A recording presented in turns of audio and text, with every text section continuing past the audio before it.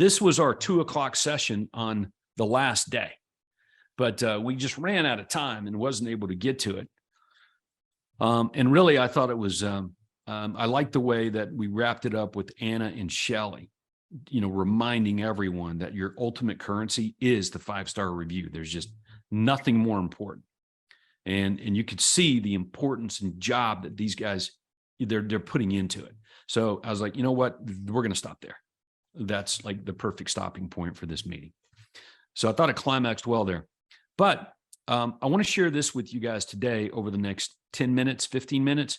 Then we're going to go to the coaching site, look at the materials, formulate your action plan, and we should be good to go with our post-conference summary. All right. Hopefully you guys understand this whole concept of the next sale. So I pulled a couple of quotes down that I thought would help you with this. All right. According to Einstein, compound interest is the 8th wonder of the world. He who understands it earns it. He who doesn't pays it. Real estate agents are famous for a churn and burn model. And you guys know exactly what I mean by that. When they get a customer, quote, a client, okay, client means temporary, by the way, not permanent. Customers, permanent, client, temporary. That's why I use customer language, not client language for you, okay? If I was talking to a coaching member, I would probably use client language because they wouldn't understand what I'm talking about. But for you guys, no, it's customer. And for the average real estate agent and the average real estate broker out there, you guys know exactly how they refer to someone when the deal's over. They call them past clients. There's no such thing. There's no such thing as a past client. Okay? Your job as the entrepreneur is to begin to shift your model into more of a compounded growth. Like, how are you going to go from your hypothetical 50 sales a year to 1,000 sales a year in a fraction of the time it would take the average person to do that? That's a good question, isn't it? And you do that by a compounding effect.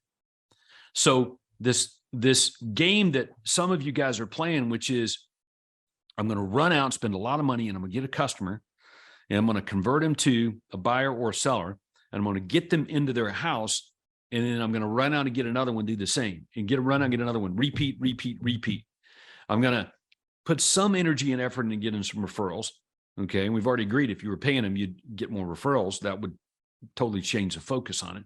But I'm going to put some energy and effort and get referrals. And hopefully some people will come back and buy another house from me at some point. Like, hopefully you guys understand that's going to take a long time for you to go from wherever you are right now to 500 sales, let alone 1,000 or more. Okay. So what I'm getting ready to show you is how you're going to go fast to these giant numbers of sales with a lot less work, energy, and effort.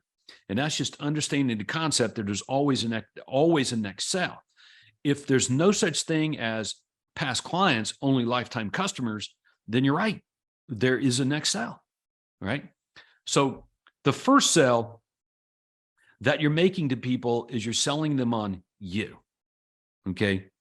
You're magnetically attracting your ideal customer, all right? So we've decided that the ideal customer is someone with a house to sell. Preferably, my preference, a buyer with a house to sell, but someone with a house to sell, if you had to define them all. And of course, you guys are doing this by not just making claims about, certainty, guaranteeing a sell and stuff, but you actually exist that way. You're existing as that thing. So it does make it easier to magnetically attract someone who you actually are the magnet. Okay. Versus you're a person holding the magnet. Okay.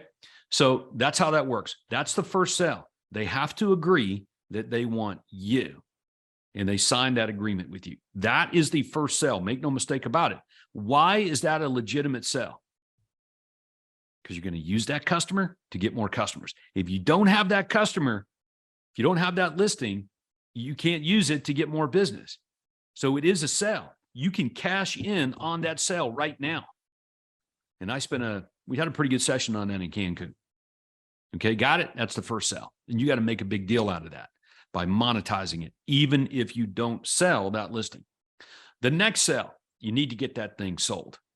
Okay, that's why our session with getting offers from iBuyers, if you're in the United States, and it's coming to Canada, being able to leverage off of just getting offers is a good way that will lead the sale. You got to have a sales process, pretending there's no MLS, okay, and going all in to sell the house by using the listing to get a lot more customers, okay, and leveraging cash offers from all kinds of institutional buyers, all of it. You got to sell this house. That's the next sell. Because if you don't do that, you're going to lose a customer, aren't you? Hard to get a 5-star review from somebody if I don't do bullet point number 2. All right. Next, once you do that, guess what you're going to do? You're going to get involved in their next purchase. This is the upgrade. Helping them get rid of their present home and getting them into their next home, you're upgrading their lifestyle. Let me tell you what I mean by getting involved. I'm either directly involved on that sale or I'm part of the referral network that's leading to the sale. So I'm taking this very seriously. So if they're moving to California and I'm referring them to, the Your Home Sold person out there that's best fit for them based on where they're going. It's not that I just want a referral fee.